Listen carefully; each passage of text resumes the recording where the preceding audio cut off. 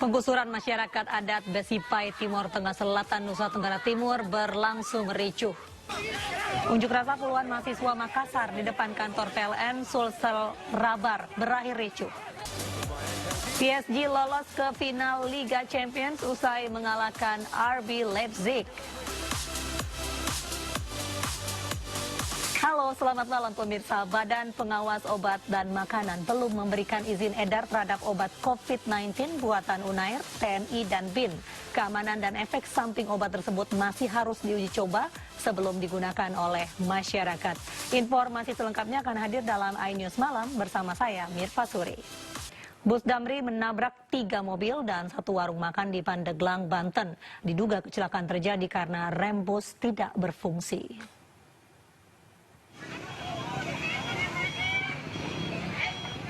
Bus Damri terbakar usai menabrak 3 mobil dan sebuah warung makan di Jalan Tanjakan Saketi, Pandeglang, Banten. Warga panik saat bus Damri jurusan Pandeglang Serang terbakar. Sopir bus Damri terluka tetapi tidak ada korban meninggal. Diduga rem bus Damri tidak berfungsi. Kini Polres Pandeglang masih mendalami penyebab kecelakaan.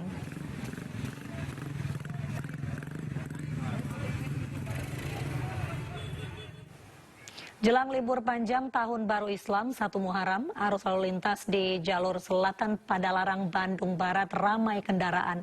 Keramaian kendaraan juga terlihat di ruas tol Purbalenyi, Purwakarta, Jawa Barat.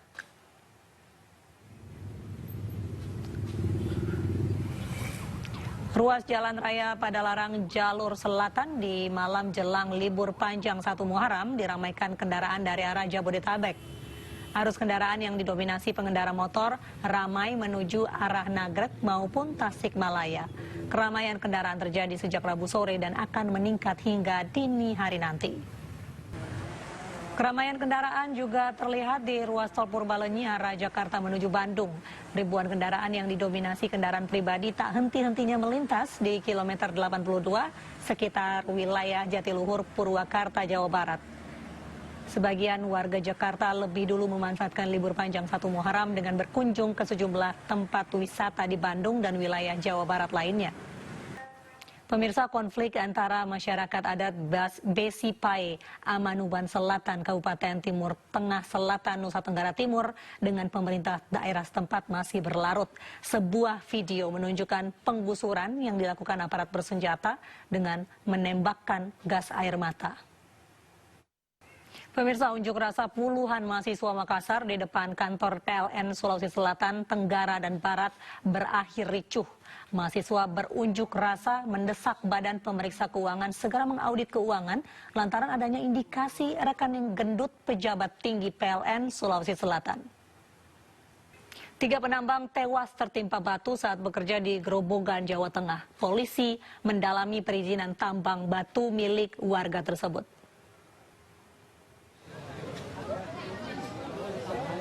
Longsor di pertambangan batu di Desa Kategan, Grobogan, Jawa Tengah menewaskan 3 orang.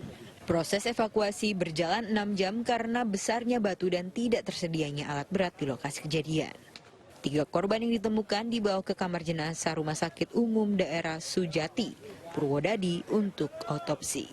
Kini polisi mendalami perizinan tambang batu ini.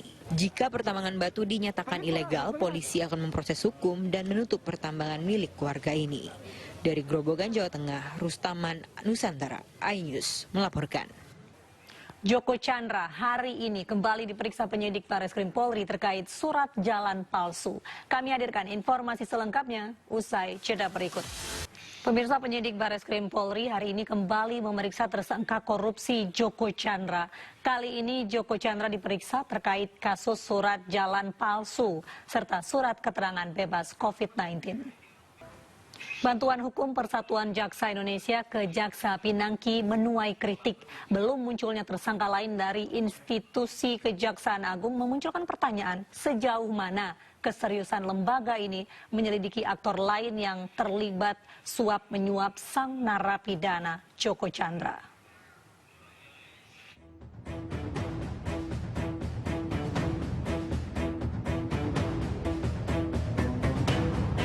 Kepala Pusat Penerangan Hukum Kejaksaan Agung Hari Setiono menyebut Jaksa Pinangki Sirna Malasari akan mendapatkan pendampingan hukum di kasus dugaan menerima suap dari Joko Chandra. Bantuan hukum menjadi hak Pinangki karena ia masih aktif menjadi jaksa hingga saat ini. Tapi bantuan hukum bukan datang dari Kejaksaan Agung, melainkan dari Persatuan Jaksa Indonesia atau PJI. Khawatir akan jadi bias, Kejagung berjanji penyidikan terhadap Jaksa Pinangki tetap objektif. Penanganan kasus suap narapidana Joko Chandra di Kejaksaan Agung dinilai sangat lambat. Indonesia Corruption Watch atau ICW justru mengapresiasi polisi yang sudah menetapkan sejumlah tersangka termasuk 2 jenderal di Mabes Polri. Sementara kasus suap Joko Chandra di Kejaksaan, sejauh ini baru Jaksa Pinangki yang jadi tersangka. Sebenarnya Kejaksaan Agung bisa menelusuri siapa saja terlibat suap Jaksa Pinangki. Sebut saja soal janji Pinangki ke Joko Chandra yang akan mengurus kasus di Mahkamah Agung. Dugaan ada keterlibatan petinggi Kejagung di kasus suap Jaksa Pinangki, Kejaksaan Agung bilang jika atasan Pinangki tidak tahu karena Pinangki tidak izin bertemu Joko Chandra di Malaysia. Kemudian ada petinggi Kejaksaan Agung yang terlibat pernah diungkap masyarakat anti korupsi saat bertemu Komisi Kejaksaan beberapa waktu lalu. Maki mendapat data, ada petinggi Kejaksaan Agung menelepon langsung Joko Chandra. Komisi Kejaksaan saat itu berjanji menindaklanjuti laporan Maki. Tapi hingga 10 hari berselang, belum ada informasi perkembangan hasil penyelidikan dugaan keterlibatan petinggi Kejaksaan Agung di kasus suap Joko Chandra. Pemirsa, berkas pemeriksaan para tersangka pengeroyokan dan pembunuhan kelompok John K. telah rampung. Pengadilan Negeri Kota Tangerang akan menjadwalkan persidangan dalam waktu dekat.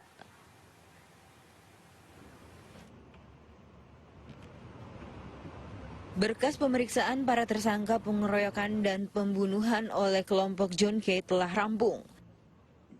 Penyidik Polda Metro Jaya melimpahkan berkas perkara ke Kejaksaan Negeri Kota Tangerang, Banten. 22 tersangka dan barang bukti diserahkan ke Kejaksaan. Usai pelimpahan berkas dan tersangka, pengadilan akan menjadwalkan waktu persidangan. Dari Jakarta, Devi Pratama, Jaka Samsa, Enggar Bagus, iNews melaporkan.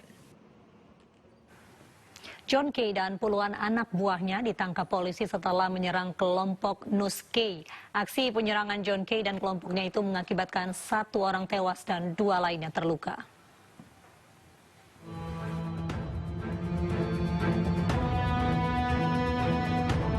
John K. dan anak buahnya menyerang kediaman Nus K. di perumahan Green Lake City, Cipondoh, Tangerang, Banten akhir Juni lalu.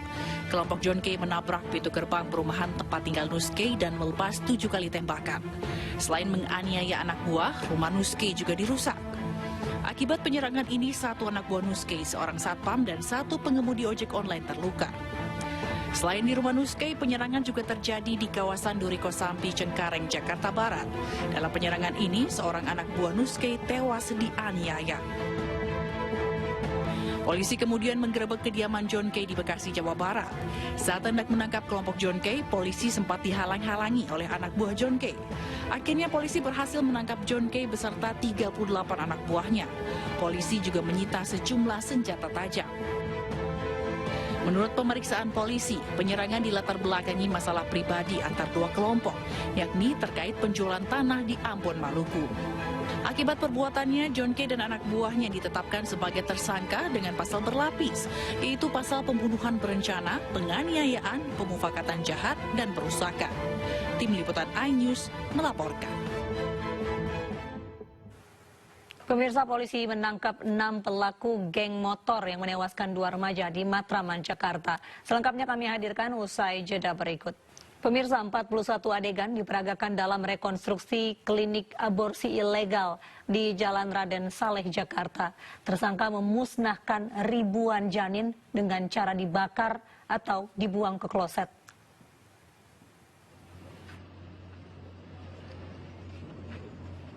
Polisi menggelar rekonstruksi klinik aborsi ilegal di Jalan Raden Saleh, Jakarta Pusat, Rabu siang. 17 tersangka memeragakan 41 adegan. Ke-17 tersangka diantaranya 3 dokter, sejumlah bidan dan perawat, karyawan klinik, serta pasien. Yang memberikan Adegan rekonstruksi terdiri dari proses persiapan, pendaftaran, dan tindakan aborsi. Para pelaku juga memeragakan adegan pembuangan janin dengan cara dibakar atau dihancurkan menggunakan zat asam, kemudian dibuang ke kloset. Menurut pengakuan para tersangka, biaya menggugurkan kandungan di klinik ini berkisar 1,5 hingga 9 juta rupiah. Klinik telah beroperasi selama 5 tahun dan mengaborsi ribuan janin. Dari Jakarta, tim liputan iNews melaporkan.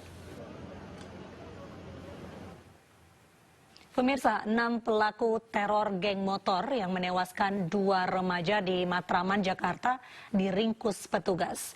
Para pelaku ditangkap dengan barang bukti celurit. Sebelumnya korban dan pelaku berjanji melalui media sosial untuk tawuran. Perkelahian antar teman berujung maut terjadi di Palembang, Sumatera Selatan. Pelaku kesal ditagih utang oleh korban, lalu menusuk korban hingga tewas. Julius Saputra meringis menahan perih di kedua kakinya setelah ditembak aparat Polsek Kemuning, Palembang, Sumatera Selatan. Pemuda yang merupakan residivis kasus penipuan ini dilumpuhkan saat kabur keluar kota usai membunuh temannya. Peristiwa terjadi saat korban Arif Setiawan menagih utang 7 juta rupiah kepada pelaku. Karena kesal, pelaku yang sempat cekcok dengan korban menusukkan pisau dan mengenai kaki korban. Selain menangkap pelaku, polisi juga menyita pisau yang digunakan pelaku untuk membunuh korban. Pelaku kini diancam hukuman 7 tahun penjara, sementara keluarga memakamkan korban di TPU Kebun Bunga. Dari Palembang, Sumatera Selatan, Firdaus, iNews melaporkan. Seorang ayah di Ponorogo, Jawa Timur tega mencabuli anak tirinya yang masih di bawah umur. Polisi menjerat pelaku dengan pasal berlapis tentang Undang-Undang Perlindungan Anak dan ITE.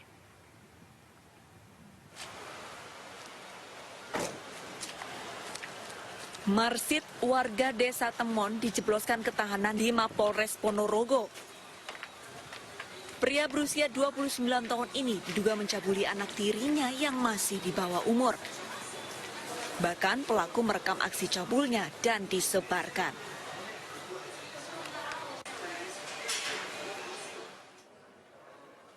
Dari hasil penyidikan, pelaku beraksi sejak tahun 2020 saat korban masih kelas 6 SD.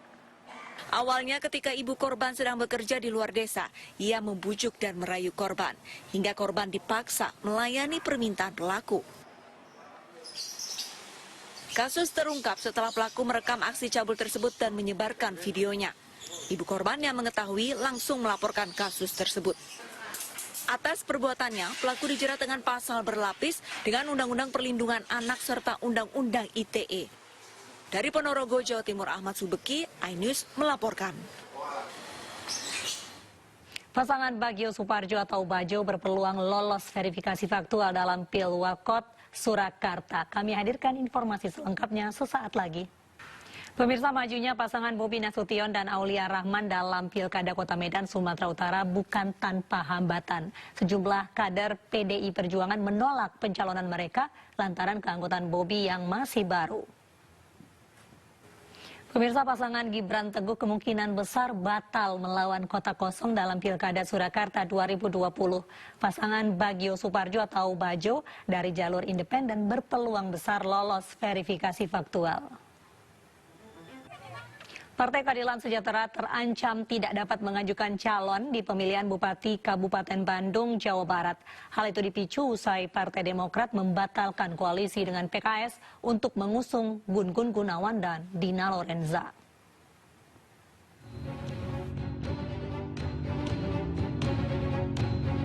Dua partai di Kabupaten Bandung, Jawa Barat, PKS dan Partai Demokrat perang dingin jelang pendaftaran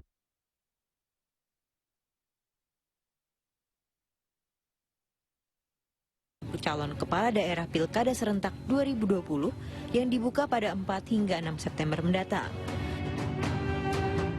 Awalnya PKS dan Demokrat sepakat mengusung Gun Gun Gunawan dari PKS yang dipasangkan dengan artis sekaligus kader Demokrat Dina Lorenza. Namun akhir Juli lalu Demokrat menarik diri dari koalisi. Meski begitu, juru bicara PKS mengklaim koalisi PKS dan Demokrat sudah mencapai 75% dan tinggal menunggu surat rekomendasi dari DPP Demokrat. Sebaliknya, Partai Demokrat justru mengklaim telah membatalkan koalisi dengan PKS untuk mengusung Gun Gun Gunawan dan Dina Lorenza. Demokrat membatalkan koalisi karena PKS menolak bakal calon yang diusung. Akhirnya Demokrat bersepakat dengan PKB dan Partai Nasdem untuk mengusung Dadang Supriyatna dan Syarul Gunawan. Kini tinggal PKS, Partai Gerindra dan Partai Demokrat yang belum resmi memantapkan jagoannya dalam pemilihan Bupati Kabupaten Bandung. Jika Partai Demokrat berkoalisi dengan Nasdem dan PKS mendukung calon Bupati Dadang Supriyatna dan Syarul Gunawan, maka PKS terancam tidak bisa mengajukan calon karena jumlah kursinya tidak mencukupi syarat pengajuan calon. Dari Bandung, Jawa Barat, Salvan Endrawan, iNews melaporkan. Presiden Joko Widodo hari ini melantik jajaran Komisi Kepolisian Nasional atau Kompolnas periode 2020-2024 di Istana Negara, Jakarta. Salah satu yang dilantik dalam jajaran ini adalah Irjen Pol Purnawirawan Beni Joshua Mamoto yang mewakili unsur pakar kepolisian. Menko Polhukam Mahfud MD, Mendagri Tito Karnavian, serta Menkumham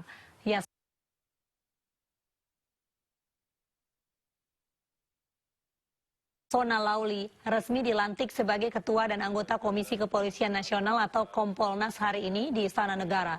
Pembacaan sumpah dilakukan oleh Menko Polhukam sebagai Ketua sekaligus anggota Kompolnas, Mendagri sebagai Wakil Ketua sekaligus anggota, serta Menkumham sebagai anggota periode tahun 2020-2024. Selain itu, 6 orang lainnya dari unsur yang mewakili unsur pakar kepolisian dan tokoh masyarakat, diantaranya Irjen Pol Purnawirawan Beni Joshua Mamoto yang terpilih dalam jajaran anggota Kompolnas Republik Indonesia sejak tanggal diputuskan 11 Agustus 2020.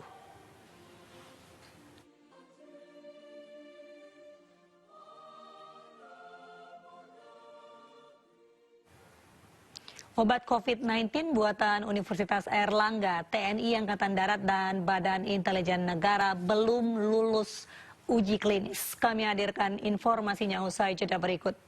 Pemirsa, klaim obat COVID-19 kembali mengemuka. Kali ini Universitas Airlangga mengklaim membuat obat COVID-19 dengan mengkombinasikan sejumlah obat tunggal. Persoalan timbul ketika klaim obat anak negeri tersebut tidak menyertakan metode dan hasil penelitian ilmiah yang lengkap.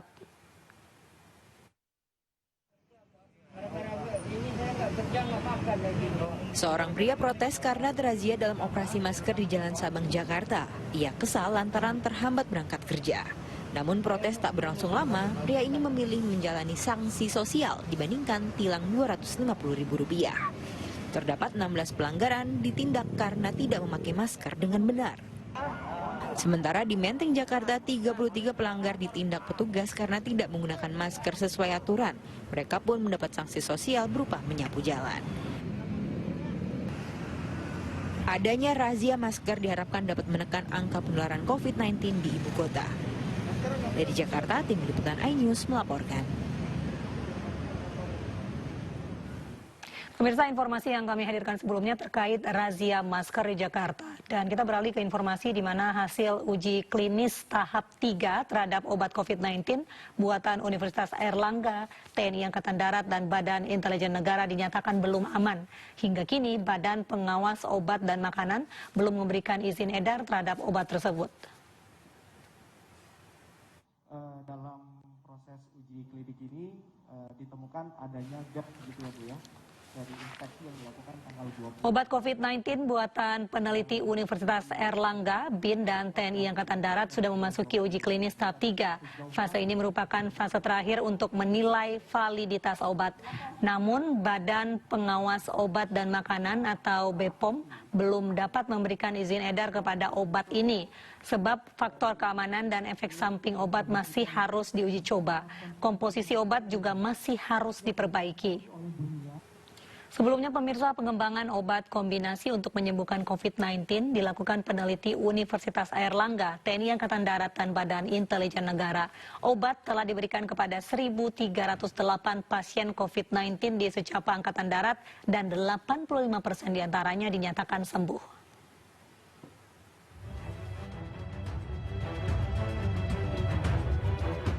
TNI Angkatan Darat, Badan Intelijen Negara, dan peneliti Universitas Airlangga mengembangkan obat kombinasi untuk menyembuhkan COVID-19. Obat sudah masuk dalam tahap uji klinis tahap 3. Obat ini telah diberikan kepada 1.308 pasien COVID-19 di secapa Angkatan Darat dan 85% diantaranya dinyatakan sembuh.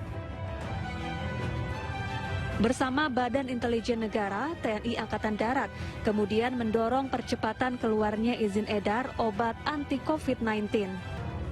Sementara itu, pihak Universitas Airlangga mengklaim hasil uji klinis temuan obat COVID-19 mampu menyembuhkan pasien hingga 90%. Hingga kini, kombinasi obat COVID-19 ini masih menunggu izin edar untuk bisa didistribusikan ke masyarakat. Tim Liputan iNews melaporkan. Pemirsa, selalu diliputi rasa khawatir kerap dirasakan oleh para petugas pemakaman khusus jenazah COVID-19. Namun beratnya tugas tak membuat para penggali kubur ini menyerah. Mereka rela bekerja siang dan malam untuk membantu menguburkan jenazah dengan prosedur COVID-19.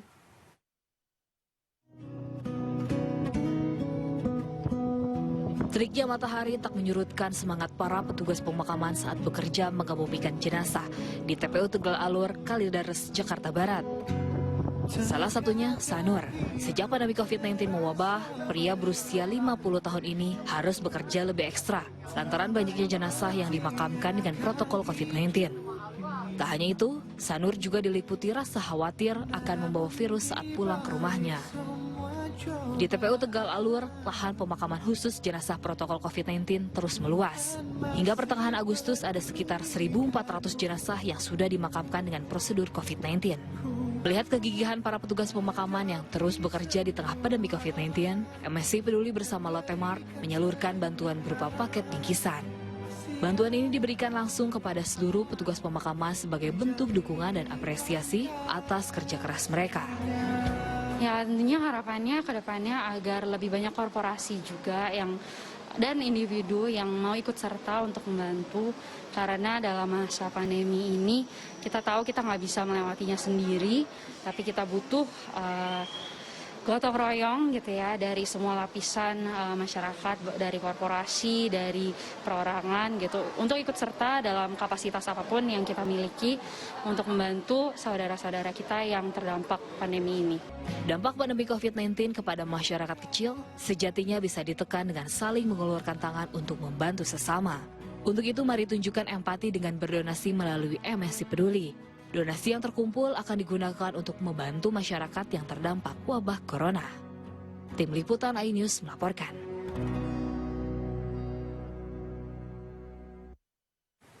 Pemirsa, mari kita dukung para pejuang kemanusiaan dengan peduli melawan penyebaran virus corona. Bantuan bisa disalurkan melalui rekening yang tertera di layar televisi Anda. Pemirsa, sesaat lagi iNews Malam akan segera kembali dengan sejumlah berita pilihan. Pemirsa, jelang libur panjang Tahun Baru Islam 1 Muharram, arus lalu lintas di jalur selatan Padalarang, Bandung Barat ramai kendaraan. Keramaian terjadi sejak Rabu sore hingga malam hari. Ruas jalan raya Padalarang jalur selatan di malam jelang libur panjang 1 Muharram diramaikan kendaraan dari arah Jabodetabek. Arus kendaraan yang didominasi pengendara motor ramai menuju arah Nagrek maupun Tasikmalaya. Keramaian kendaraan terjadi sejak Rabu sore dan akan meningkat hingga dini hari nanti.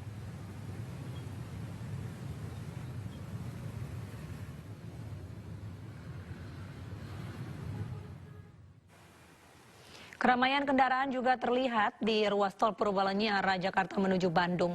Warga mulai memanfaatkan libur panjang 1 Muharram dengan mengunjungi sejumlah tempat wisata. Ribuan kendaraan yang didominasi kendaraan pribadi menumpuk di kilometer 82 sekitar wilayah Jatiluhur, Purwakarta, Jawa Barat. Sebagian warga Jakarta lebih dulu memanfaatkan libur panjang 1 Muharram dengan berkunjung ke sejumlah tempat wisata di Bandung dan wilayah Jawa Barat lainnya.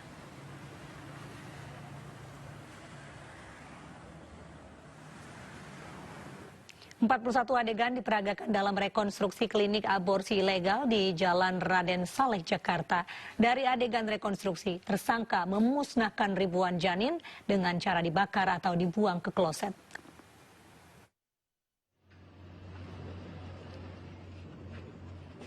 Polisi menggelar rekonstruksi klinik aborsi ilegal di Jalan Raden Saleh, Jakarta Pusat, Rabu siang. 17 tersangka memeragakan 41 adegan. Ke-17 tersangka diantaranya 3 dokter, sejumlah bidan dan perawat, karyawan klinik, serta pasien. Adegan rekonstruksi terdiri dari proses persiapan, pendaftaran, dan tindakan aborsi. Para pelaku juga memeragakan adegan pembuangan janin dengan cara dibakar atau dihancurkan menggunakan zat asam, kemudian dibuang ke kloset. Menurut pengakuan para tersangka, biaya menggugurkan kandungan di klinik ini berkisar 1,5 hingga 9 juta rupiah. Klinik telah beroperasi selama 5 tahun dan mengaborsi ribuan janin. Dari Jakarta, tim liputan iNews melaporkan. PSG lolos ke final Liga Champions usai mengalahkan RB Leipzig. Kami hadirkan informasinya sesaat lagi. Pemirsa, banjir Sungai Yangtze menerjang wilayah Chongqing di barat daya Cina. Banjir tersebut merupakan yang terbesar yang pernah terjadi di Chongqing sejak tahun 1981. Chongqing dan Sichuan mengumumkan status darurat karena tinggi permukaan air Yangtze yang mencapai lebih dari batas aman. Pembangunan PLTA proyek 3 Ngarai yang dirancang untuk menghalau luapan Sungai Yangtze diperkirakan akan menerima luapan air sebanyak 74.000 meter kubik per detik, tertinggi sejak bendungan dibangun. Luapan Sungai Yangtze telah menenggelamkan kota dan jalan di sepanjang sungai dan lebih dari 100.000 orang dievakuasi. Gubernur California Gavin Newsom umumkan status darurat di seluruh negara bagian atas kebakaran hebat lahan dan hutan di California, Amerika Serikat. Hal itu untuk memobilisasi sumber daya guna memerangi kebakaran hutan. Kebakaran hebat yang melanda kawasan hutan dan lahan di California, Amerika Serikat sepekan terakhir memaksa Gubernur California Gavin Newsom mengumumkan status darurat pada Selasa kemarin. Status darurat ini untuk memobilisasi sumber daya guna memerangi kebakaran hutan yang melalap puluhan ribu hektar lahan. Kondisi diperparah dengan semua negara bagian di wilayah barat Amerika Serikat yang sedang berjuang mengatasi kebakaran lahan dan hutan, sehingga California sulit mendapatkan bantuan sumber daya pemadam kebakaran untuk memadamkan api yang semakin besar.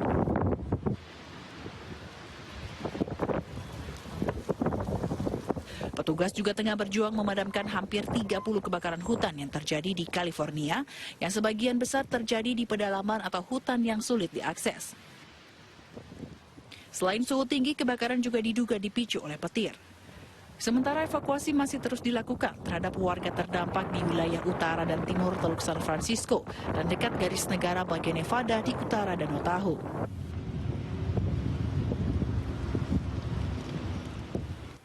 Kita ke informasi olahraga, pemirsa. PSG untuk pertama kalinya lolos ke final Liga Champions usai mengalahkan RB Leipzig. Le Parisien menyingkirkan Leipzig dengan skor telak 3-0.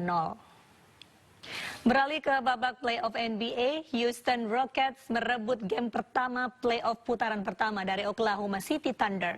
Dipimpin James Harden yang mencetak double-double, Rockets menang 123-108. Ya, pemirsa, informasi ini sekaligus menutup jumpa kita dalam iNews Malam. Akhirnya saya Mirva Suri dan kerabat kerja yang bertugas undur diri. Terima kasih, selamat malam, sampai jumpa.